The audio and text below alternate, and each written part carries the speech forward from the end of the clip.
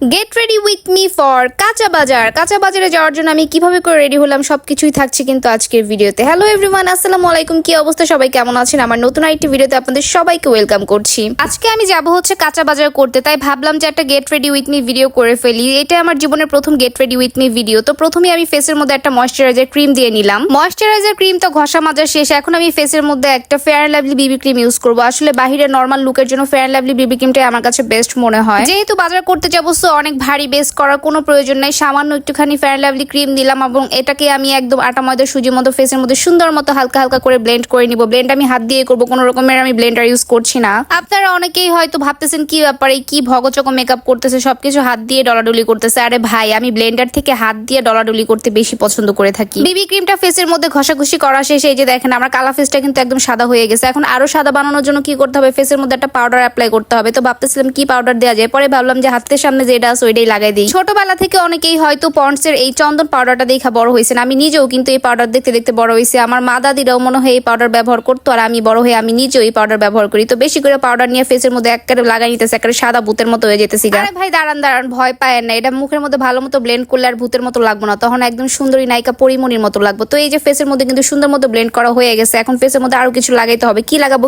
নায়িকাদের মতো একটা ভাব আনতে হলে তো এত অল্প সাজা হবে না, আরো কিছু ফেসের মধ্যে লাগাইতে হবে। তো ভাবলাম যে প্রথমে একটু আইব্রোস্টার একটু আশ্রয় নিই। আশ্রয় নিই মানে হচ্ছে কম করে নিই। আপনারা তো আবার স্টাইল করে অনেকে বলেন কম, আমি আবার আশ্রয় কইছি, কেউ আবার মাইন্ড করে না। তো এই যে আইব্রোসটাকে সুন্দর মতো আশ্রয় নিলাম। এইদিকে আমার অবস্থা দেখেন, যতগুলা পাউডার না আমি ফেসের মধ্যে লাগাইছি তার থেকে শতগুণ বেশি পাউডার আমি আমার হিজাবের মধ্যে ডালছি। তো যাই হোক, ব্যাপার না। এখন আমি কি করবো, গালের মধ্যে একটু লাল লাল করে একটু ব্লাশন লাগাই নিবো। আসলে গালের মধ্যে একটু লাল লাল না লাগাইলে একটু বাবা হয় না। আসলে ব্লাশন আমার এতই বেশি পছন্দ, যখন আমি লাগানো শুরু করি মনটাই চাই নাকি মুখে গালে সব জায়গায় শুধু ব্লাশন আর ব্লাশনই লাগাই, কিন্তু মান সম্মানের ভয়ে আর কি লাগাইতে পারি না। বেশি লাগাইলে তো আপনারাই আবার শরম দিবেন, কইবেন যে ব্যাকুল সিরি মুখটারে লাল বানায় কি করছে। তো যাই হোক, এই যে হালকার উপর জাপসা মুখের মধ্যে কিন্তু সুন্দর মতো ব্লাশনটা লাগাই লইছি। চিন্তা করতেছিলাম ঠোঁটের মধ্যে কি কালারের লিপস্টিক লাগানো যায়। পরে চিন্তা করলাম ভাই লিপস্টিক ছাড়াই যে পরিমাণে সুন্দর লাগতেছে, লিপস্টিক লাগালে তো পোলাটা আমার দিকে মাথা ঘুরে পড়ে যাবে, আমি পড়ে যাবো বিপদে। এর লেগে ঠোঁটের মধ্যে হালকা কালারের একটা লিপ জেল লাগাই নিলাম। ঠোঁটটা একটু পিঙ্কিশ পিঙ্কিশ হয়ে থাকবো, দেখতেও ভালো লাগবে, একটা সিল্কি সিল্কি। মুখের মেকআপ তো খুব সুন্দরভাবে মাশাআল্লাহ হয়ে গেছে। এখন হিজাবটারে খুব সুন্দরভাবে পরে নেবো, একদম সিম্পল ভাবে 2-3টা পিন দিয়ে একদম ইজিলি হিজাব পরে নিবো। আপনারা সবাই আশা করি হিজাব পরা পারেন, তাই নতুন ভাবে দেখানোর কিছু নেই। টেনটেনা,